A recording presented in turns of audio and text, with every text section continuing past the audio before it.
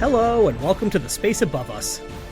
Episode 102, Space Shuttle Flight 31, STS-34, The Long Road to Jupiter. Last time, we tagged along on Columbia for the secretive flight of STS-28. We maybe deployed a reconnaissance satellite, and more likely deployed a classified spinning communication satellite, and definitely carried a weird human skull on the middeck. The flight was one of several classified DoD missions that we'll be seeing in rapid succession, I imagine as the Space Shuttle program and the DoD tried their best to finally part ways. For today's mission, instead of secret classified details, it's about as public as it gets, another flagship interplanetary mission.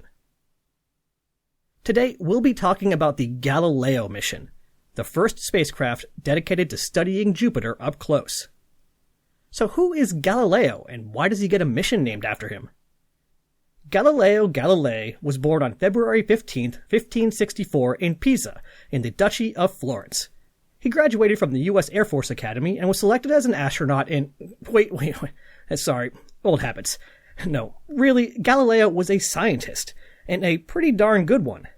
Just one example of his many achievements is he proved that objects fall at the same rate, regardless of their mass. That is, heavier objects don't fall faster, which is what everybody thought for thousands of years. But the accomplishment that got his name painted onto the side of an interplanetary spacecraft was building one of the first ever telescopes, pointing it at Jupiter, and recording what he saw. What he saw, right before his eyes, night after night, were several points of light traveling back and forth in a line across Jupiter. After a few nights, he realized what he was seeing. Moons. The discovery that Jupiter had its own moons orbiting around it supported the heliocentric model of the solar system and caused a big upset that we're not going to get into here. Much like its namesake, the Galileo spacecraft would also be getting a closer look at Jupiter. Galileo would not be the first spacecraft to visit Jupiter. Pioneer 10 and 11 and Voyager 1 and 2 blasted through the system in the 1970s, only quickly glancing around before continuing on in their trek through the solar system. What made Galileo special was that it would be staying at Jupiter, entering into orbit and studying the solar system's largest planet for years, not hours. This was all part of the plan. Pioneer and Voyager essentially scouted the road ahead, while dedicated missions would follow in their footsteps. Galileo was one such dedicated mission. With the spacecraft orbiting Jupiter instead of just flying by, far more time would be available to study the planet, its moons, and the local environment in detail. Just a few of the questions that scientists wanted answers to was, why is it so radioactive around Jupiter? What's up with Io's volcanoes? Why is Jupiter emitting radio waves? And many, many others. Instead of skimming the back of the book, Galileo was going to read it from cover to cover. Early work on Galileo started in 1972, and it really got going in earnest in 1974. At the time it was first being formulated, the expectation was that Galileo would fly on a dedicated, expendable launch vehicle similar to its predecessors. But as we know, the spaceflight landscape changed significantly in the early 1970s, with work beginning on the Space Shuttle. With NASA going all in on the shuttle, requiring that all payloads be deployed from the orbiter, Galileo mission designers suddenly found themselves having to adapt the plan to fit through a space shuttle-sized hole. On its own, this wasn't necessarily a big deal. Compromises and changes happen all the time with space missions. But, well, let's just say that it's unlikely that there were many fans of the space shuttle on the Galileo team by the time the probe finally flew. First, there were the initial space shuttle delays. As you'll recall, Columbia was first supposed to fly in 1979, but ran into a number of issues, most notably with the thermal protection system.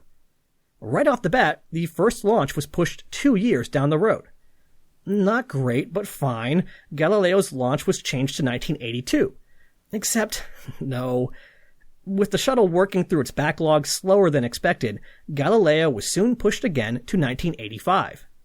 That's a noteworthy milestone, since if the original plan to use an expendable booster had held, that's the year that Galileo would have arrived at Jupiter. By this point, the spacecraft had already been through a number of iterations, switching from Shuttle Centaur as an upper stage, to the inertial upper stage, and back to Shuttle Centaur, and with each change and delay requiring a full rework of the trajectory. When the launch was once again delayed, the options for replanning were getting more and more limited. The spacecraft itself had been constructed from 1982 to 1985, and near the end of 1985 was even delivered to the Kennedy Space Center, carefully packed on top of a flatbed truck. Unfortunately, it was delivered near the end of 1985 because the launch had been rescheduled to May of 1986. The loss of Space Shuttle Challenger in January 1986 impacted Galileo in several ways. First, the May launch window was clearly going to be missed. Second, Galileo had to be trucked back across the country to JPL for long-term storage. You can't just leave a spacecraft sitting around in a warehouse. They need special care and feeding. So it was decided that returning it to where it had been built was the best option. Third, the accident meant that once again the upper stage had to be changed out. Shuttle Centaur was off the table. So it was back to the inertial upper stage. That came with its own set of problems, which we'll discuss once we get on orbit, but first let's meet the crew. Commanding the flight was Don Williams, who we know from his role as pilot on STS-51D. Thanks to a busted startup switch on SYNCOM 4.3, he got to practice a surprise bonus rendezvous, but the crew's improvised fly swatter device was unable to fix their deployed payload. Here's hoping that this mission sees better luck, because this is his second of 2 flights. Serving as pilot was Michael McCulley. Michael McCulley was born on August 4, 1943 in San Diego, California, but considers himself to be a Tennessee native. Rather than heading off to college right after high school, he seems to have gotten lost on his way to space and joined the Navy, serving aboard 3 different submarines. Space is in the other direction, Mike.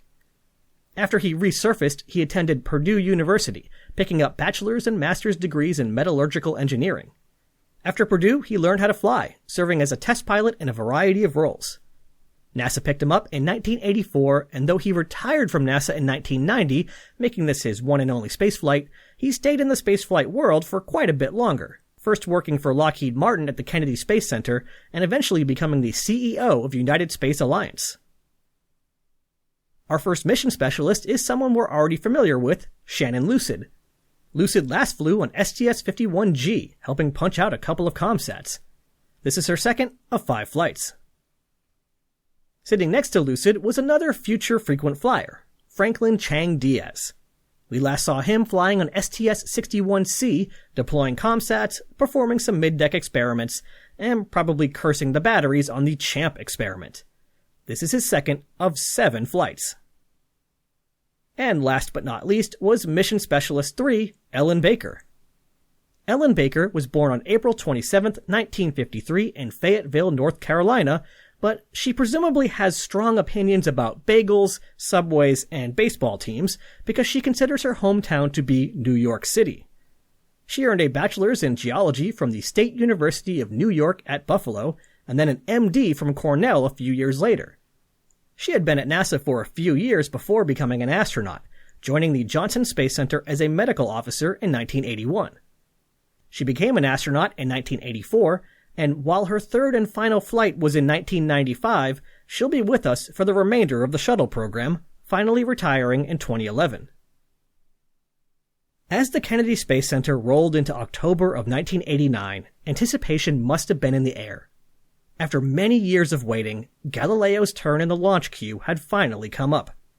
The spacecraft itself had been trucked back to the Kennedy Space Center some months earlier. These truck convoys are supposed to be secret, just in case someone decided to mess with the priceless spacecraft, but STS-34 pilot McCulley must have figured out when the trucks were coming through, because as they drove through Texas, he buzzed the convoy in his T-38. I'm sure the drivers loved that. Yes, Galileo's time to shine was here, but shining was exactly what a lot of people were worried about. In fact, they were so worried about it that there were protests at the Kennedy Space Center, held by members of the general public who were opposed to the launch. What could members of the general public possibly have against a Jupiter orbiter? They weren't big fans of the space shuttle's power source, a couple of RTGs. RTGs, which stand for radioisotope thermal electric generators, are something familiar to us thanks to the Apollo missions. They are devices that take advantage of the radioactive decay of certain elements, in this case plutonium, in order to generate electricity. Rather than something as complex as a nuclear reactor, RTGs just sip a little bit of energy off of the mild heat made by these reactions. It's essentially a fancy tube full of warm rocks. They're super useful when you need electrical power in a place where solar panels aren't going to work so great. Since Jupiter is much further away from the Sun than the Earth, and also has a large number of high-energy charged particles whizzing around, solar panels were less than ideal. It's not impossible to use solar panels at Jupiter, as evidenced by the Juno spacecraft orbiting it now, but it adds a lot of mass and complexity while shortening the possible length of the mission. The concern of the protesters was that if there was another shuttle accident, radioactive particles could blanket the Florida landscape, creating an environmental catastrophe. It was a fair concern, but the people who made the RTGs were just as concerned. With the potential for catastrophe in mind, they had put test RTGs through all sorts of crazy testing to show that they would not break open. In fact, they were so tough that despite returning from lunar velocities and crashing into the ocean, it seemed that the RTG that was supposed to be left on the surface on Apollo 13 had actually held together. So yeah, pretty tough. As STS-34 pilot McCulley put it, the only way an RTG can hurt you is if you drop it on your foot. The first launch attempt was set for October 12th, but was scrubbed when a controller for one of the main engines started acting up. These were big boxy computers that sat near the engines, so it took 5 days to replace the controller.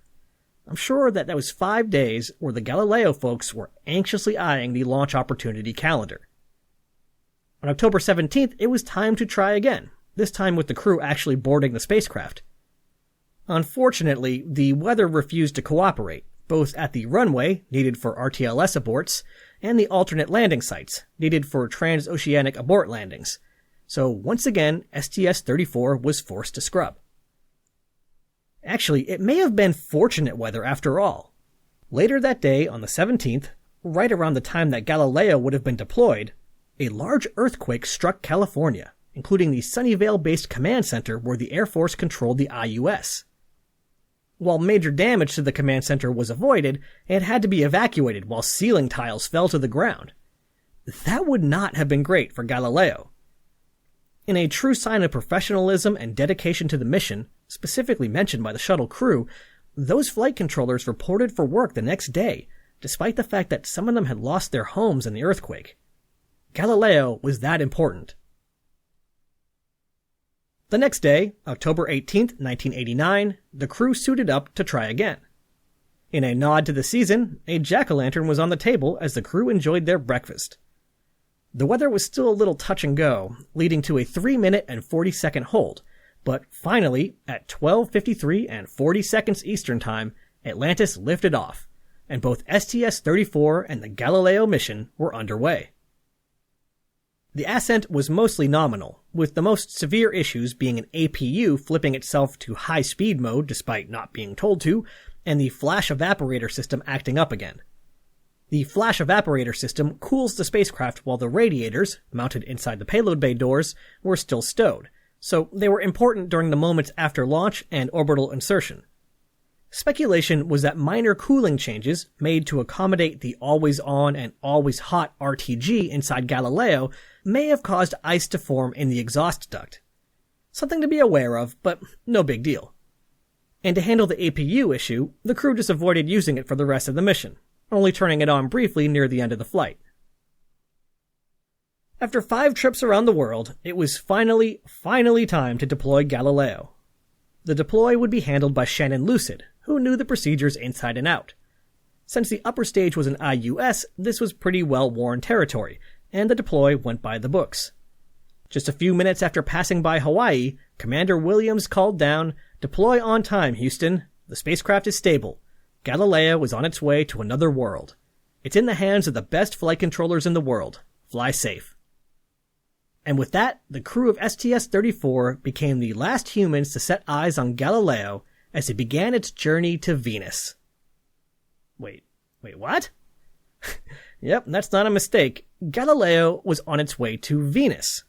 Allow me to explain. We're going to tag along with Galileo for a bit, but don't worry, I promise I won't forget about poor Atlantis this time.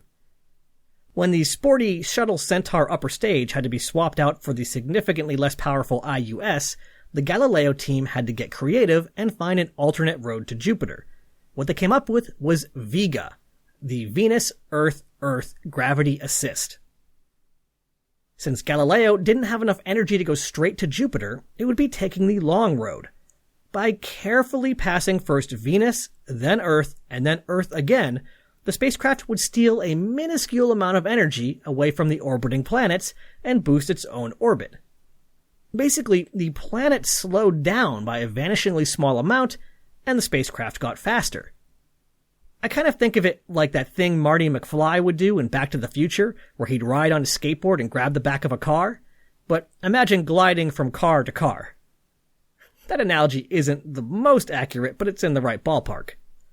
Oh, and did I mention that the ride to Jupiter was going to take 6 years now? 'Cause yeah, flying between all of these planets and winding up for the big push to the outer solar system was going to take a while.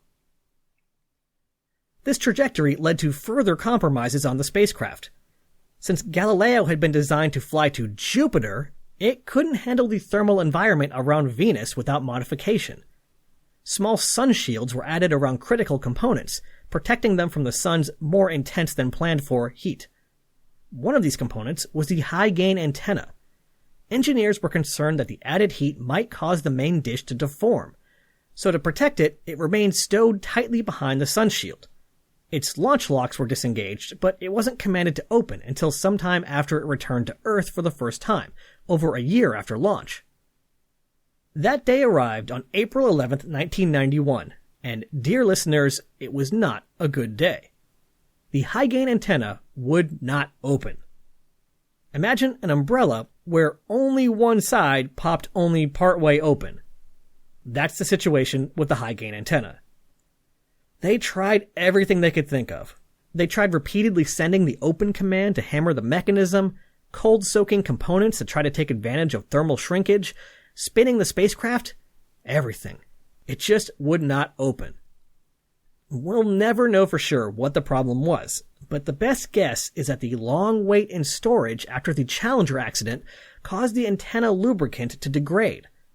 Combine that with 2 more cross-country truck rides than expected, and something somewhere just got stuck. This was very bad. Instead of receiving data from our first Jovian ambassador at 134,000 bits per second, the ground team was forced to use the backup low-gain antenna at a paltry 10 bits per second. 134,000 to 10. At that rate, you'd be able to download an average-sized episode of The Space Above Us in 110 days. It's a good thing that there was such a long road to Jupiter left ahead of them, as it gave the ground team time to come up with some creative solutions. Upgrades to the Deep Space Network increased its ability to pick up weak signals. The signal itself from Galileo was restructured, and new compression algorithms were written and applied to everything. Eventually, they were able to get the bitrate up to 160 bits per second, which was roughly equivalent to around 1,000 bits per second after decompression. So, just to stick with the same example, that average episode of the podcast would now only take 26.5 hours to download. And that's still pretty far off of the 12 minutes or so that it should have taken, but it really is quite an improvement. As much as I would love to go over the entire Galileo mission, we just don't have the time. So let's quickly hit on a few milestones. Galileo was the first spacecraft to observe an asteroid up close, even finding an asteroid with its own little moon. It made observations of the far side and the north pole of the moon during its Earth flybys, supplementing Apollo observations.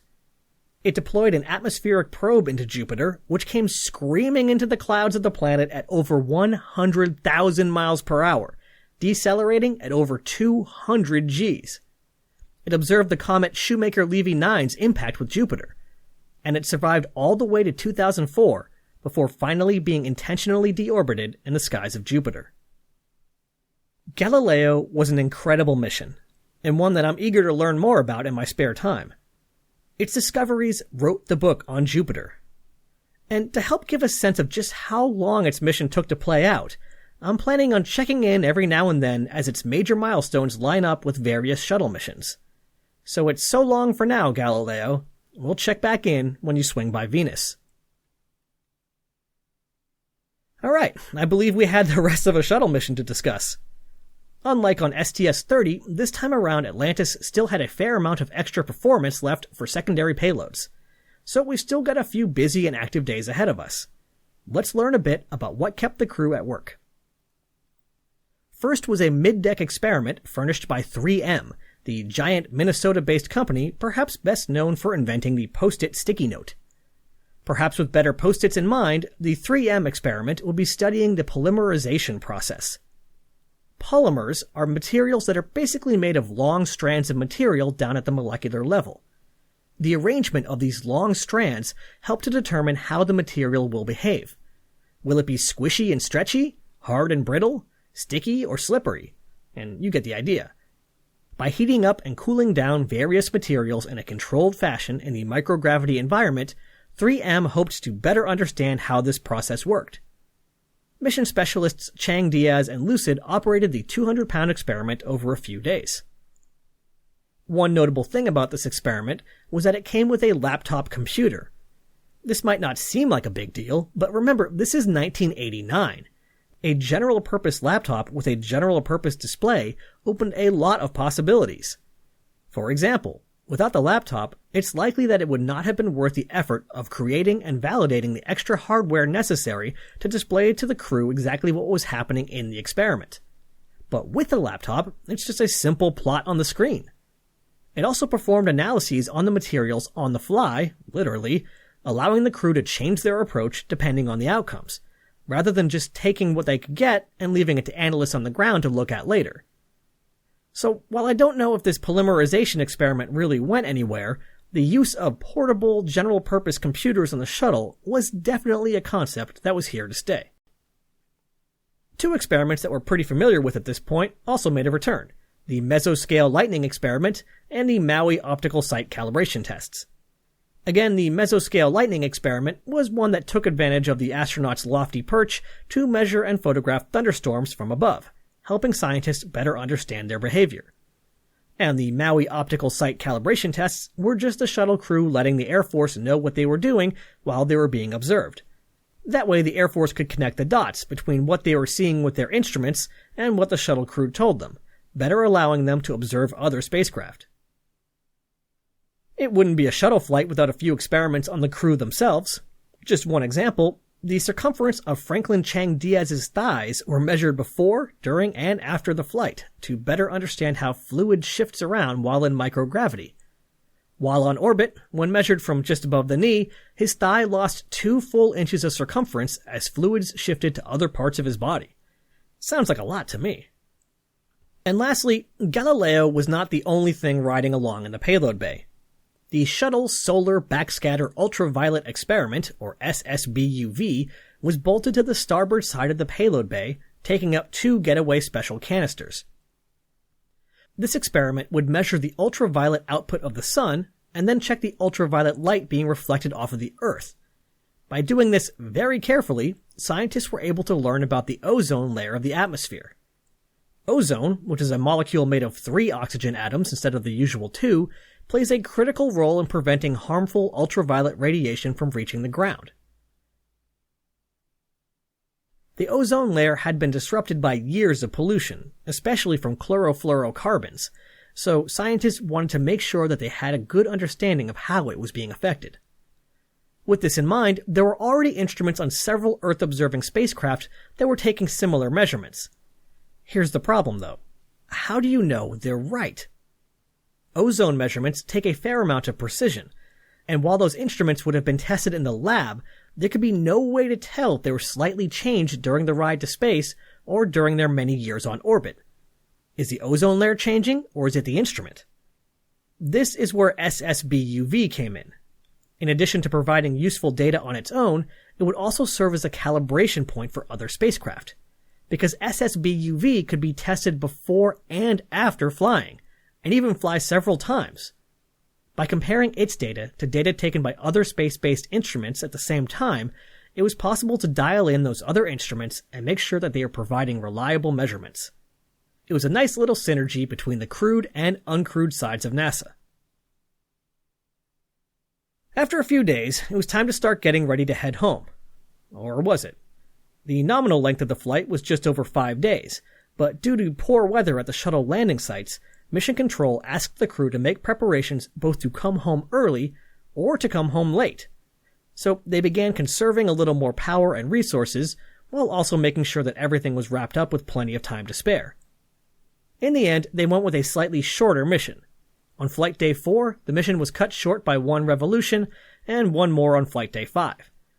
So that's how it was that after 4 days, 23 hours, 39 minutes, and 20 seconds, Atlantis touched down once again at Edwards Air Force Base.